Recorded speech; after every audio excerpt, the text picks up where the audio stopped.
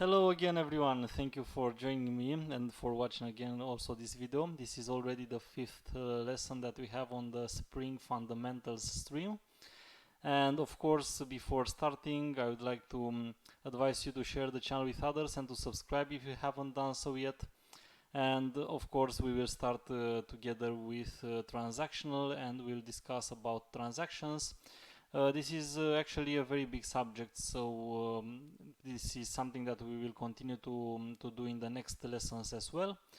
But it's also a good opportunity to not only start discussions about transactions, but also to recap a little bit on the JDBC connection that we've previously done, and you'll see that the transactional annotation is used by Spring within an aspect that we have discussed in the last lesson. So the last two lessons now will mix into this third one where we begin the transactional. In order to understand this lesson, you first need to understand the subjects we have discussed in the previous two lessons. So let's begin first with a new project, and we discuss directly on the code. So my opinion is that we can start today directly with creating a new Maven project, and we add the needed dependencies, and afterwards we will create a new database. Actually, I have here a local server started, and I have a MySQL workbench. I will use MySQL as I've done also in the previous examples. And I have a demo database already created, but I don't have any table, so I will create a table, and then we will discuss about working with this table from our Spring project. So let's go back. Oh, and by the way, don't forget, if you watch the event live, then you also have the opportunity to ask questions. I'm always with an eye on the live chat, and if you have any questions on anything that we are working on, and if you have questions maybe about something that I have already discussed and you want me to redo a specific example, please tell me in the live chat, and I will try to answer your questions. So to continue with the Maven project, I will simply create as usual a normal Maven project, and I will use the latest Java version that we have available, that is version 12 now. So we can simply use as a group ID the reverse URL. In this case I will simply use my name, and it would be Spring Framework.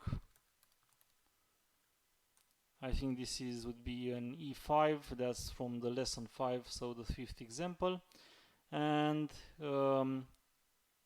we can simply create directly the project, and the first thing that we need to do also, of course, would be to add the needed dependencies. So I'm here in the POM.xml file, and in the POM.xml file that's empty for the moment. As usual, I have to add the dependencies tag, and inside the dependencies tag I would add each dependency that I use. So in our case, from Spring Framework, let's use the context dependency that we are used to already, and I will simply choose the latest version. So nothing special about the version. I, as usual, will always choose the latest one. And beside the context, then here, if I attempt to use JDBC to work with my MySQL installation here, I need to use the JDBC dependency as well. And we will need to use the MySQL driver, so that's MySQL, and we need the connector. And of course here as well I will simply select the latest version. Oops. So MySQL connector and the latest version. And because we are discussing about transactional and transactionability in Spring, we will need one more new dependency, that is the TX dependency from Spring.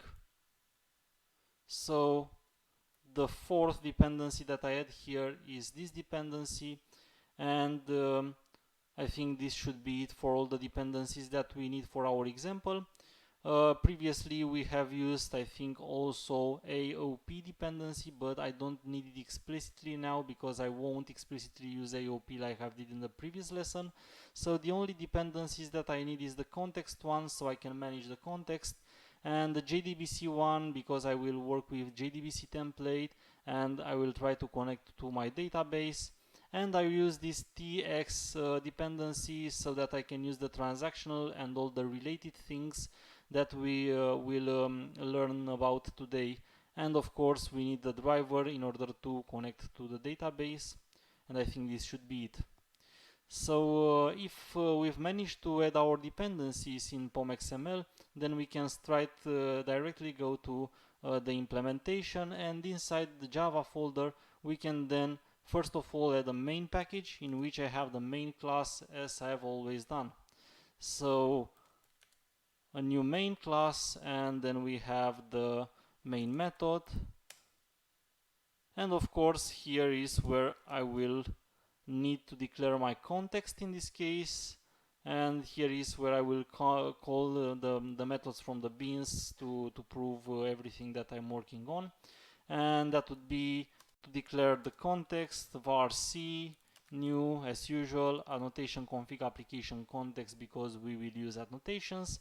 And I have version 12 here, but I didn't set up the version for my Maven project, and I need at least the language level set to 10 in order to be able to use the var word. So I will do this now, and then I should be able to use the var word as well.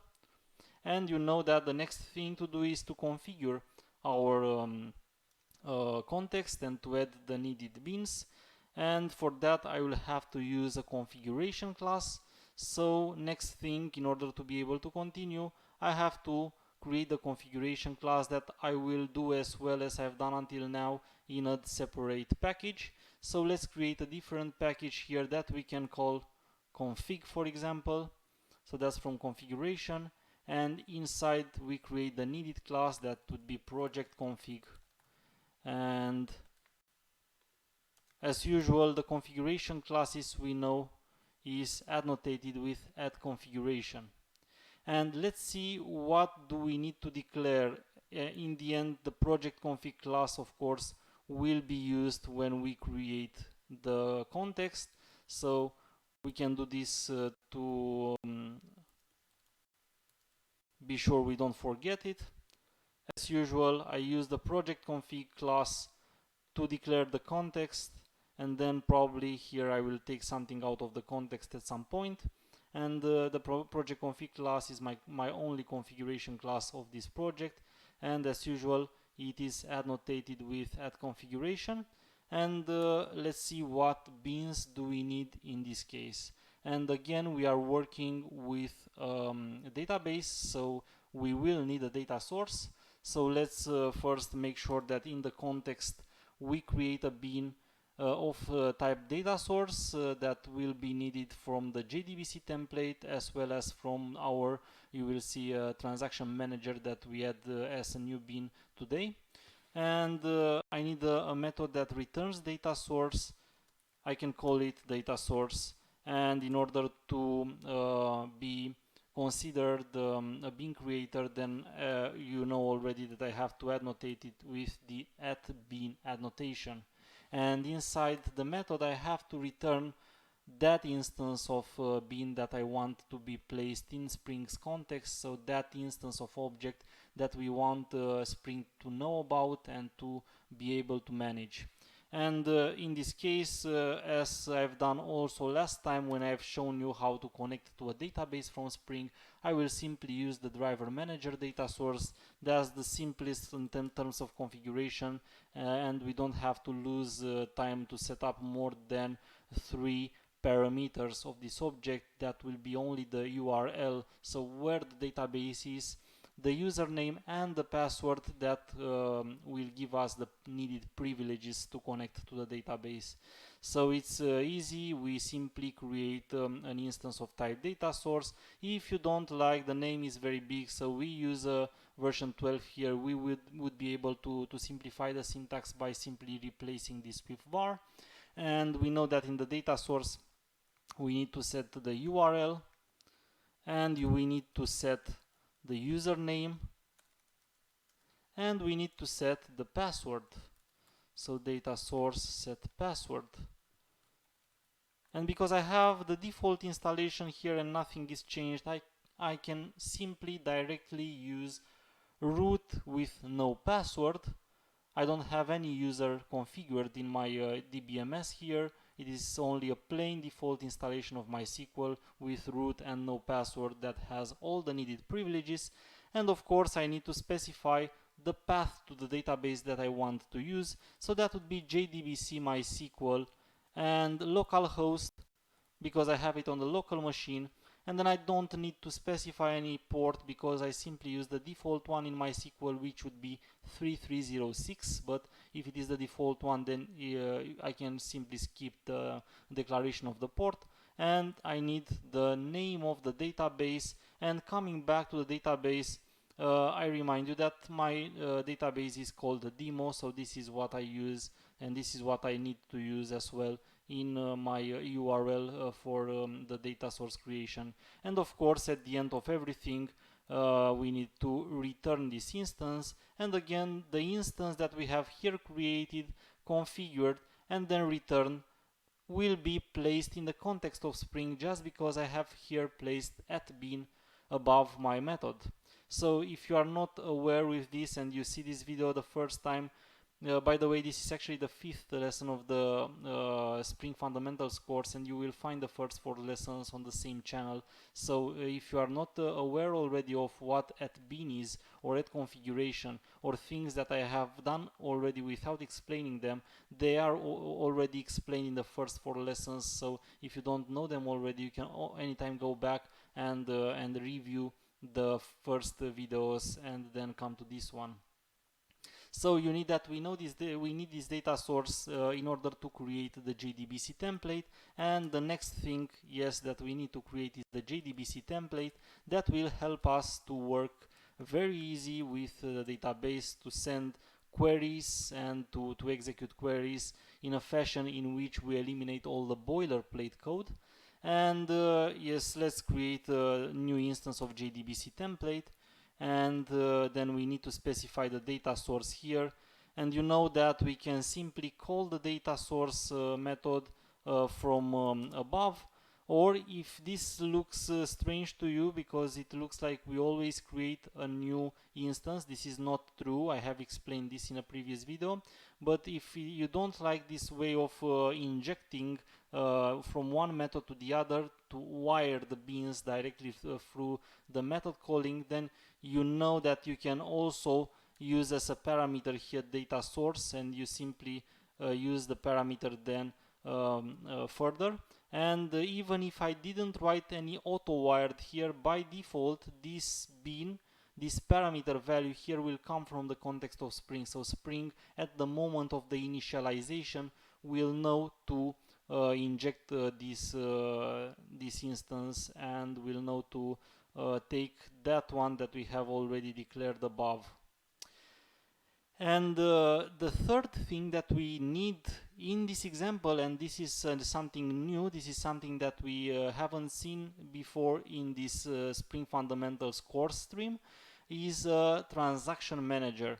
And the transaction manager will be needed as the object that manages the transactionability in our project. So in the last lessons, when we have created an application that connects to a database, we have only used the JDBC template and we have used no transactionability.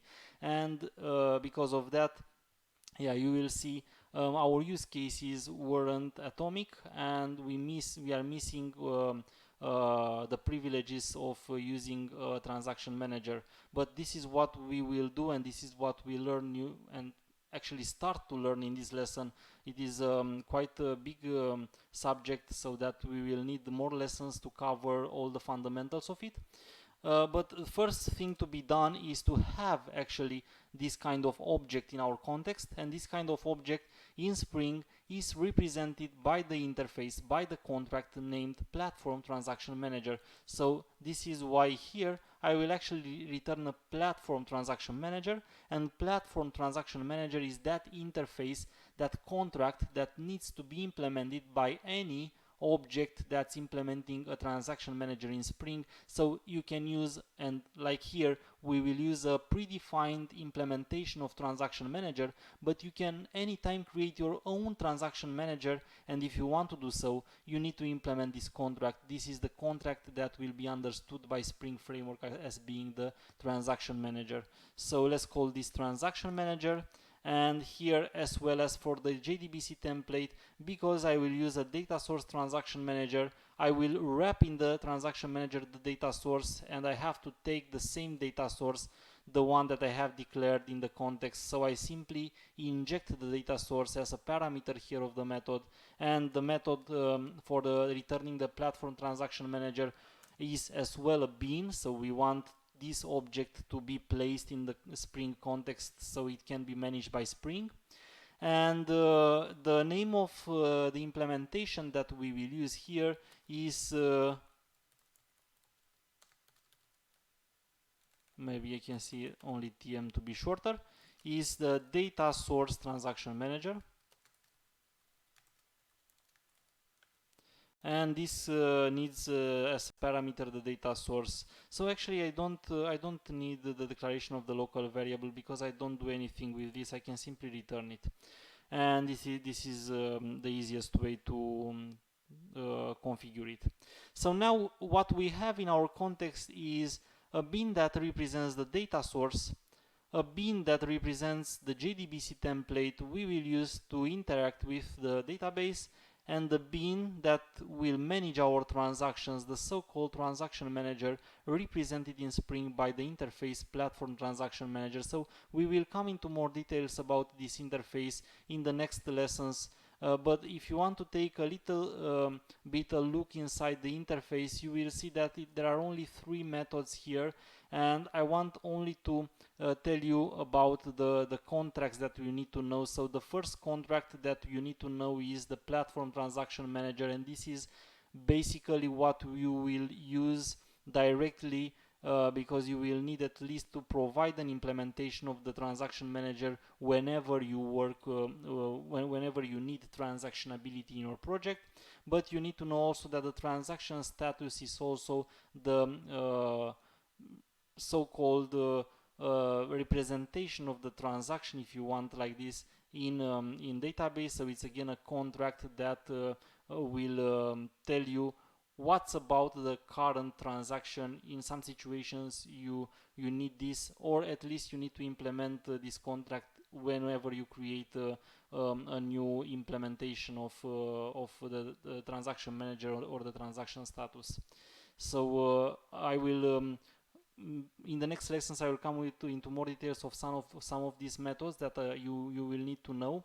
But in order to understand them, in my opinion, you should first see an example. You should first see an application of this, and then after you see the application of this, it would be easier to understand the contracts. So I will simply leave them now as a black box. You don't need to know more about Platform Transaction Manager for the moment, just as this object is managing your transaction. So this is why we have created this bin in the context, and we use this predefined implementation that's called Data Source Transaction Manager, and that's actually managing our data source that we have provided.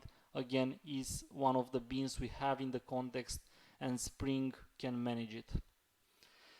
If this is fine, if you don't have questions about these bins that I have declared here until now, we can go on further, and we can declare our repository and our service. And the repository is that class in which we will write the SQL queries, and we will declare the operations directly done to the database.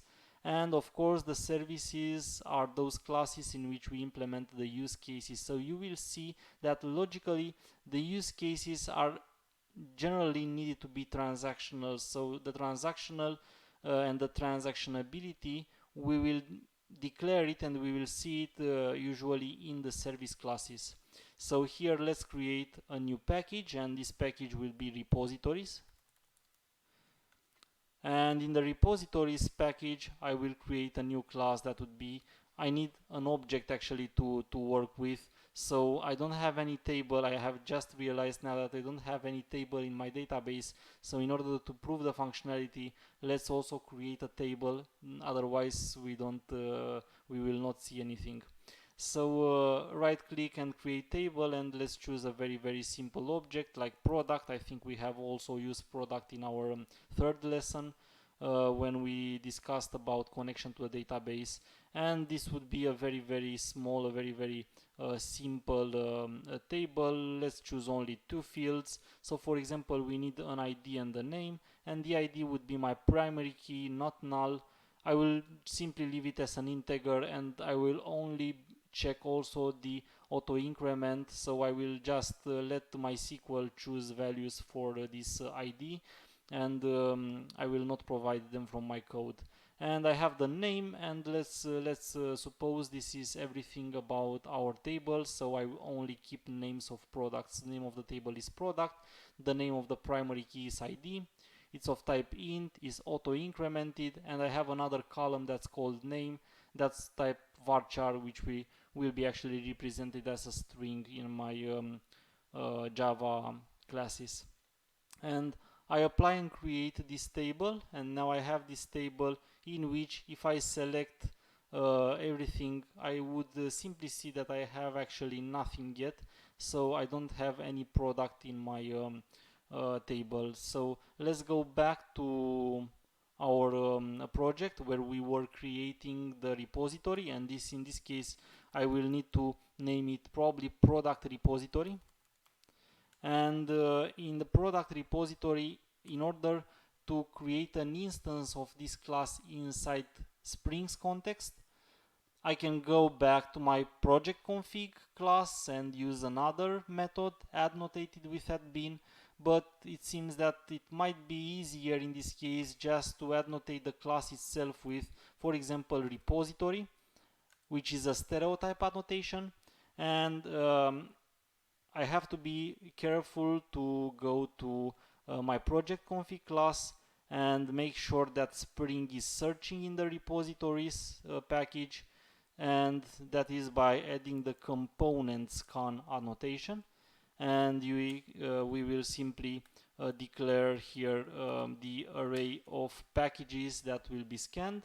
So in my case, inside the package called repositories, I tell Spring that I have a stereotype annotation that has to be parsed, and Spring at the startup of the application by default will parse this package, will find out that this class is annotated with a repository, and will create an instance of the bin inside Spring's context. And again, I will also need to do the same with my services. So I will create another package that I call services, and inside the services I create, let's call it a product service for our example.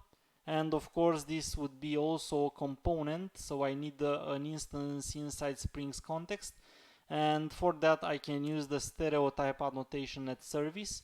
But again, be careful that this has to be as well declared in component scan. So if I now have two packages that have components, repositories and services, both of them have to be declared in component scan. So both of them have to be known by Spring Framework that they possibly contain components, and that is in this array I will also add my services package, and now both of them will be scanned, and the product repository and the product service classes will be found by Spring, and an instance of each will be created in Spring's context and managed by Spring. So now that we know this is happening, we can simply go back to the product repository, where I will do the easiest thing ever.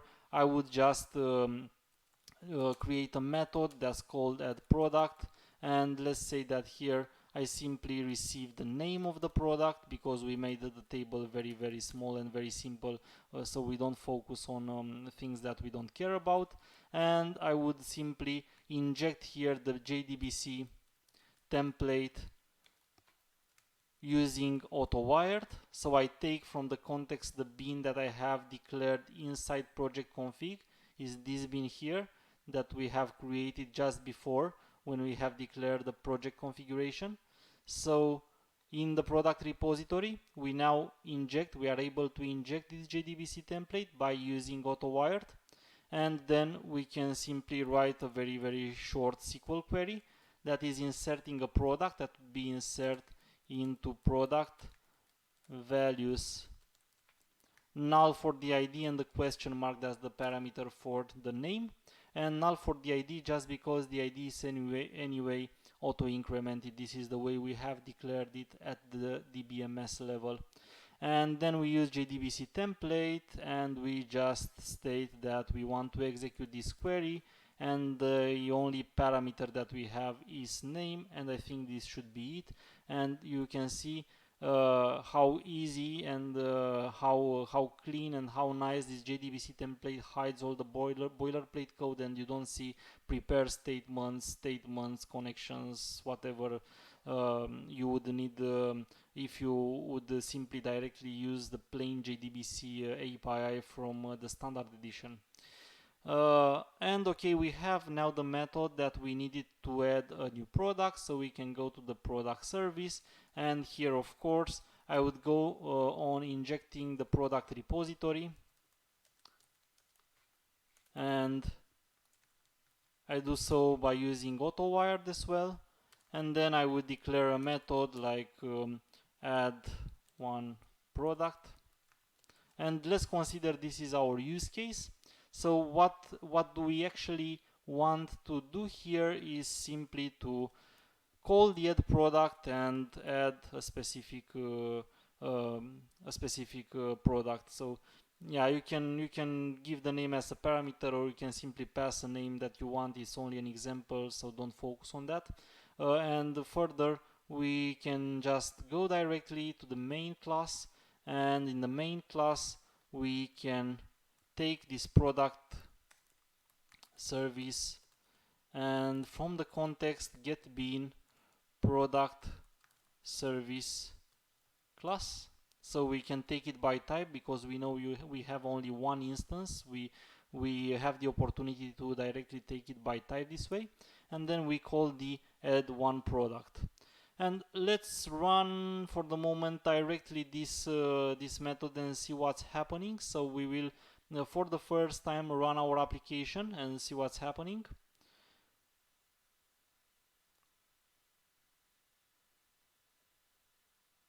And after the execution, that should probably end soon, okay, we can go to the database and we can recheck our products, and of course inside we will have now inside the table just one line that represents the product that we have added from our application. So if I run again the same application, then I will add another product, and each time I run the application, then I will have one more product. So when the run will be finished, then you see that I have a second beer here. So everything is now working exactly as we have learned in one of the previous lessons. But what's new with that platform transaction manager that I have added? So why did I need to add this platform transaction manager here? Because this was actually working also without this bin, and we know this and we've seen this from the previous lesson. So let's see what's happening in this case. If, for example, inside my service, I add a throw of a new runtime exception, and I will make it a sad face here. So I have simply thrown this exception just after I have added the product. You can imagine that theoretically inside business case, inside the use case that you implement in a service, you may possibly have, and usually you will have, multiple operations. And the rule is that usually you would like those operations to be treated together as a group, so you either execute all of them, either you execute none of them. So if you have any kind of exception during the execution of the use case, you don't want the operations that have been already done to persist. So this is atomicity. For example, if you have, let's assume, a very simple, easy to understand situation in which you have two accounts and you take money from one account and put them into another account, like a transfer money functionality, and you take $100 from the first account and you put them into the second account. Let's say that it succeeded to take $100 from the first account, but then it failed before or at the moment of adding them to the second account. Then in this case, if you consider the use case have been a success and you leave the first operation to be executed, in the end the data would be inconsistent because $100 would be missing. They have been taken out from the first account, but they are not in the second account, and that means that you have lost $100. So you don't want this kind of inconsistency, and usually in a logical at a logic level, if you have exceptions and you don't treat a use case as a transaction, so in my case, if adding the money to the second account would fail, I want to add back those $100 to the first account. So I don't want neither the first operation to be done if the second one has failed. Either all of the operations are done correctly, either none of them is executed.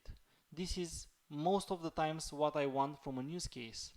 And this is one of the first things we will discuss about transactions, the atomicity of the transaction. So inside the transaction, you either execute all the operations, either execute none of them, and this way you avoid logic inconsistencies of the data. And in this case, let's see what happens if I throw this runtime exception from my method, which would be equivalent of having a problem during the execution of the use case. So just to make sure that we know what we have in the database now, so if I select again, we see that in the database we have 2 beers. And now I can go back into my main method and I run again this example. And of course I should see an exception because it was thrown. It's my exception having the sad face here. And then I go back to my database, and when I go back to my database I actually see that even if I had an exception, I still see that the third beer was added in the database. And this is not fine, at least not considering that the exception could have been could have been affecting my data consistency. So what I wanted actually to have is that if I have an exception that is thrown, if one of the operations is not working inside my use case, I don't want neither the others that have been executed to persist.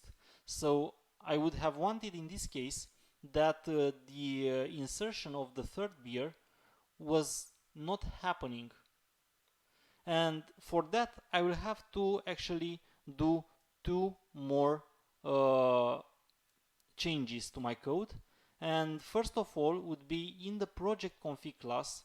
When you want to enable transaction functionality, you have to add another annotation on the configuration class that's called enable transaction management.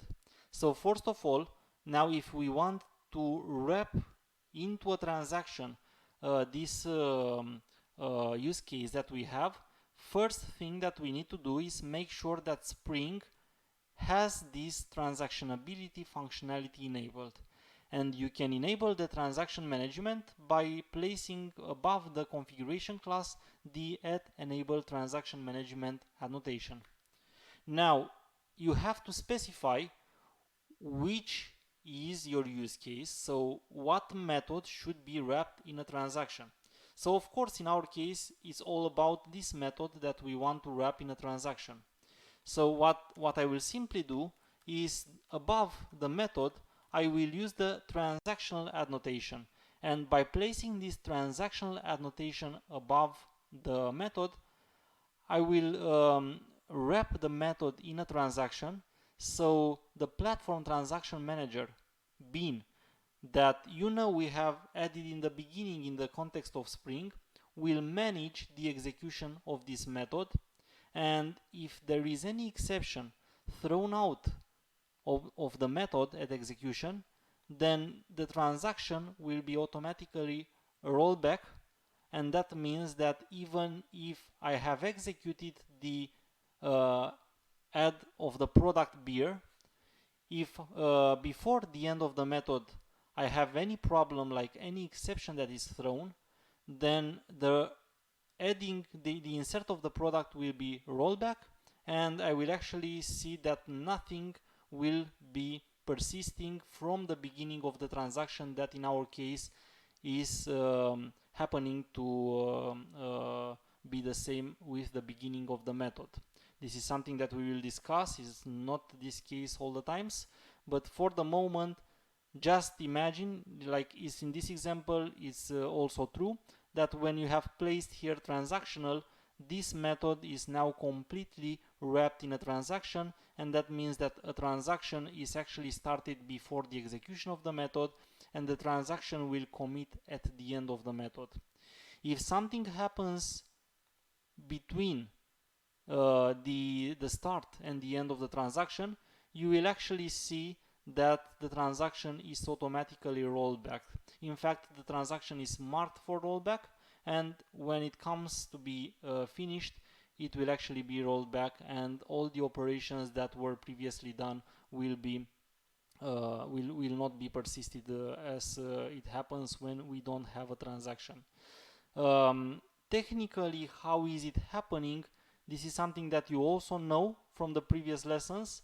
In actually the last lesson, the lesson 4 that we have discussed, you understood what an aspect is and more things about the AOP. And if you remember, we have discussed about all the join points. We've started with at before, after, before returning, after returning and after throwing, and around. And you know that, for example, with the around join point, you can specify a point cut that is a group of methods to be managed by the aspect, and you can do something before, after, or even instead of the execution of the preceding join point. And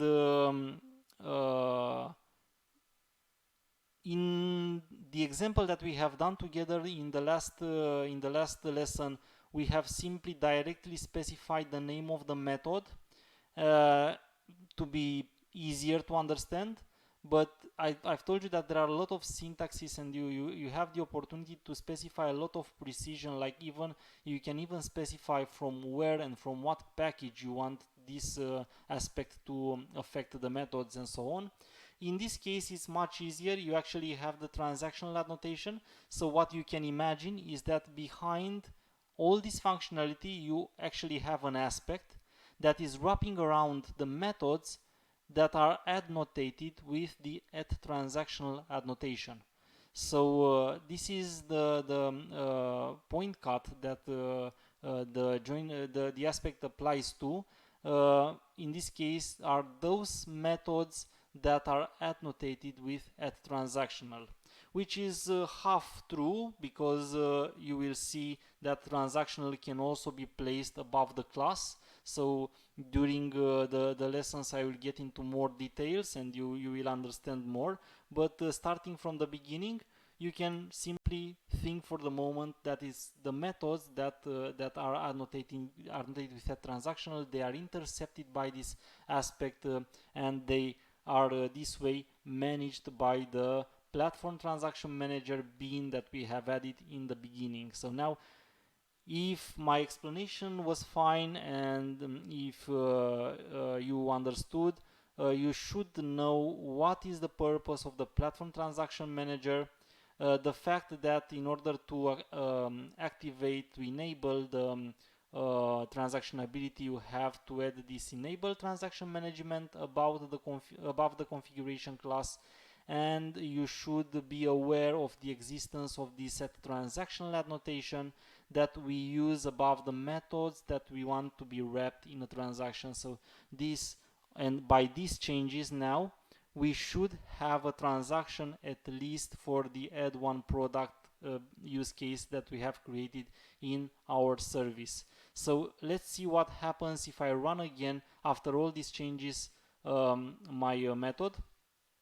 So let's run it again and see the exception that is thrown. So I've seen the exception as well, and we can go back to our database, and when you select, you will actually see that there is no more the beer was no longer added, so you don't have the fourth product here. And the reason for that, and why is this different from the last execution, is that now by this transactional and by the fact that we have enabled the transactionability, the platform transaction manager created a transaction, and when this exception has been thrown, this was actually what triggered the platform transaction manager to roll back our transaction, and the insertion of the beer product here now was rolled back as well and was not done as it happened in the previous execution. Now if you take out the exception, so now if everything is fine and you don't have any longer an exception, you can run it again, and we should see that the fourth beer is added to our database. So I don't have any exception anymore and the process has finished. And if I refresh, now I see that I have another beer. Yeah, don't mind the ID. The ID is 5 because the fourth one existed at some point, but it was the rollback. Yeah, and this is how it happens, not because of Spring, but because of MySQL, and it's not our subject of discussion here. But now you see that we have a fourth product here, and this new beer was added in this case. And the reason for that is because we didn't have any exception anymore, an exception. So the purpose for having, or at least one of them, and the first one that we discussed now, of having a transaction, is that you either want all the operations inside the use case to execute, either if at least one of them failed and you had a problem, you want to roll back everything so you don't get into logical inconsistencies in the data. And you've seen how we've done that by using the add transactional, and in order to add this functionality to our project beside what we did already know from the third lesson, we have only added the platform transaction manager bean inside the context. We have enabled the transactionability by applying the enable transaction management annotation at the configuration class, and we needed to specify which is the method that needs to be wrapped in a transaction by the new aspect that is created by placing above the add transactional annotation. So this is what we have added above the functionality that we have already discussed in the third lesson related to connectivity to the database, and this is what I want you to understand above from this lesson. And what you have seen only from my example, because I didn't tell you which are all the theoretical things that you need to know. You've seen that in order to make the transaction fail, make the transaction roll back, I have thrown an exception.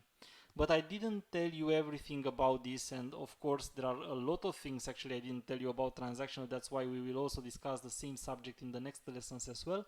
The idea is that this doesn't happen for all the exceptions, and there are some rules about exceptions that you need to know.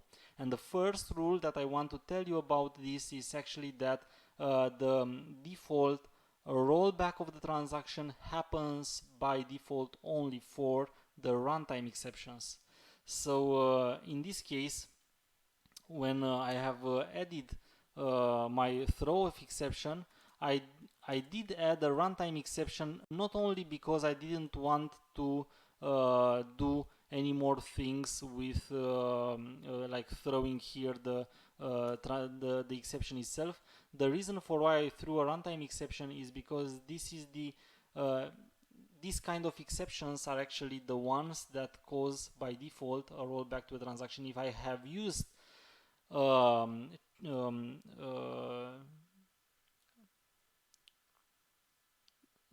exception, like for example, if I would have used a checked exception like simply exception, it can be exception or any other checked exception, doesn't matter, then the problem would not have been only that I need to add the throws of the exception, and of course even in the main method as well I need to do this. And let me just for simplicity add the throws here.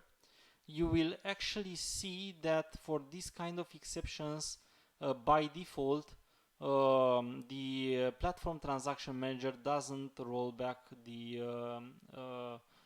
transaction. So if you run it like this, where instead of having the runtime exception as I have done in the previous example, I have added a checked exception, and you will actually see that I have here an exception.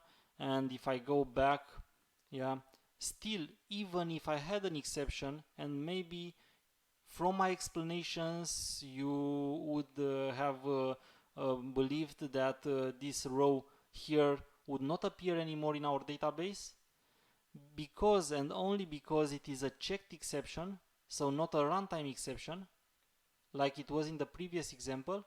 In this case, the transaction by default will not be rolled back. So there are a lot of rules that we need to discuss about transactionability, and all of these fundamental rules are very, very important. Now that we are here, I also want to show you something that maybe we could have seen from the first example with the exception, and that's the exception stack. That's really, really nice to observe, just because you can actually see that the transactionability functionality is actually implemented by an aspect, and you will see actually in the lines here that when we have run the method that's called add one product in our case, and it is what we have done here in the main method, you see that there is this method is not directly called, and you don't see directly the exception that is thrown on this line. That would be line 17 here. So you see a lot of lines in between this. You see all the lines that are coming, and you can see some words here like AOP, and by that you realize that actually this transaction interceptor is nothing more than a normal aspect, the same kind of objects that we have discussed in the previous lesson. And this is exactly why I wanted and why I meant this course like this, to discuss first the AOP and then the transactional, so that you now understand how this transactional is really working, where is this coming from, where is the creation and where is the commit and the rollback of the transaction, because you don't see them.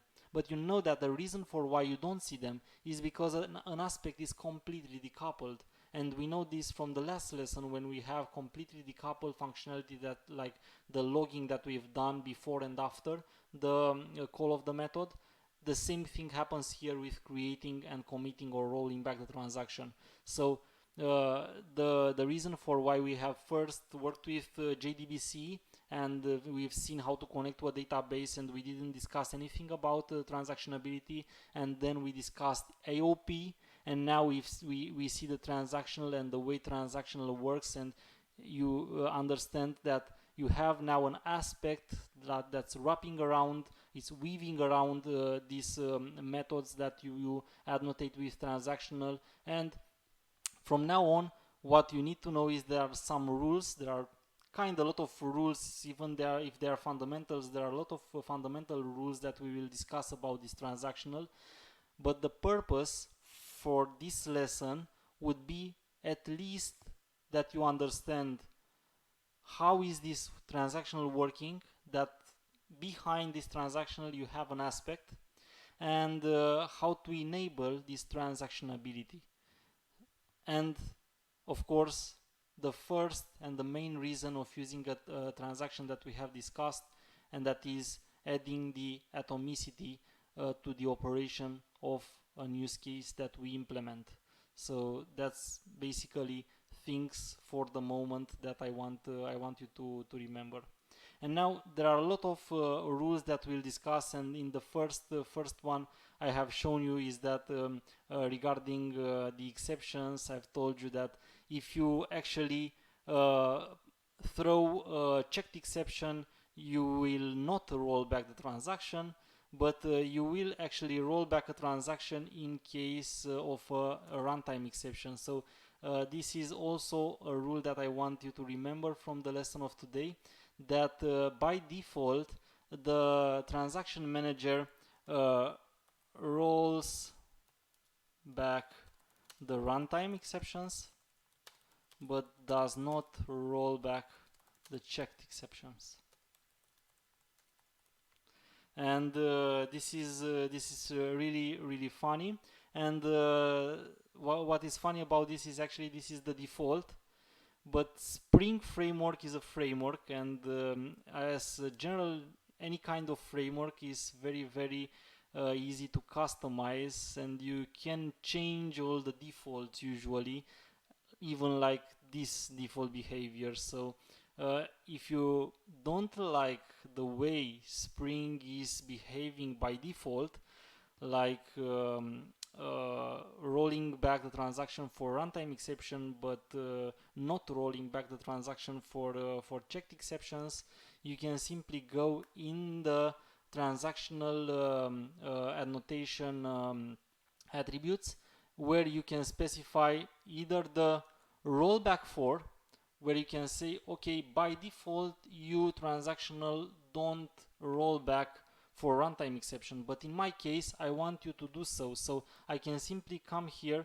and specify I want still, even if it is a runtime exception, I want Spring to roll back for this exception. Sorry, not roll back for, the other way around. So not roll back for runtime exception, because by default Spring would roll back for any runtime exception. So if I want to override, if I want to change this default behavior, I can say, okay Spring, I don't want you to roll back for runtime exception. And in this case, for this method where I have applied this annotation with this specific behavior, Spring will work differently than the default. It will not roll back for runtime exception. Or the other way around, I can specify the rollback for, and by default you have seen that for the checked exception, like when I have specified exception itself as a class, Spring wasn't rolling back the transaction in this case. But if I want to override, if I want to change this default behavior, I can use the rollback for attribute, and by this I would specify the opposite, that when running this method I would want you to roll back for any checked exception. So thing that by default Spring wouldn't do, but I can override these default behaviors of the transactional in Spring, and I can make the transactional rollback for checked exceptions and not rollback for runtime exceptions if I really want to do so. Usually you will use the defaults, but if there is any need to override them, you have this possibility. Now, the last thing that I really want to describe before ending the lesson of today is something that I know and I've seen is missing from a lot of examples, and this is again regarding to the throwing of exceptions, and something that that I see poor explained in a lot of tutorials, books, articles, and so on different blogs, is that it's only said whenever you throw a runtime exception, by default, the transaction manager will roll back your transaction. But they don't bold the fact that it has to be propagated outside of the method. So by reading such an expression, such a phrase that tells you whenever a runtime exception is thrown, Spring would roll back the exception, you could believe that if you have a try catch, for example, let's have a try catch and treat the runtime exception.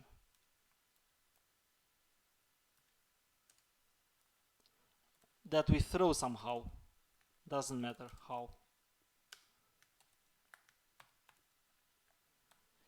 So the question is here, is the transaction in this case, is the transaction a rollback? Or would I see a new beer in the database? And the answer is, in this case, I will see a new beer in the database and the transaction will not be rolled back even if I throw a runtime exception. And that's actually the mistake. It's not actually a mistake, but it's a poor explanation that I find in a lot of places. It's not only about throwing the exception inside the method, but the exception has to be propagated outside of the method. And the reason for that is because, as I have explained to you in this lesson, is that aspect wrapping, weaving around the method that is managing the transaction. So if you catch the exception inside the method, then the exception will never be seen by the aspect that's weaving around the method. The aspect is somewhere around the method. So in order for the aspect to see the exception, you have to throw the exception out of the method. So if the exception is catched inside and is never thrown out of the method, the aspect would never see that exception and will never roll back the transaction. Will treat it as normal transaction. So it is not only about throwing an exception, it's throwing an exception and propagate it to the aspect outside of the method. That is how you should think about setting a transaction for a rollback. It's happening in the aspect when the aspect finds that an exception has been thrown. And by default, it has to be a runtime exception. If you throw a checked exception, the way we have seen in one of the examples of today, you have seen that also for checked exceptions by default, you don't have this behavior of rolling back. And also, you know that you can override this by using the transactional annotation that we will cover again, and from which we will cover a lot of more details in the next lessons. So I don't want to go into more details for this lesson. Don't forget that you can ask questions in the live chat if you want through all of the live event. Now I want to finish just by telling you that more will come about transactional.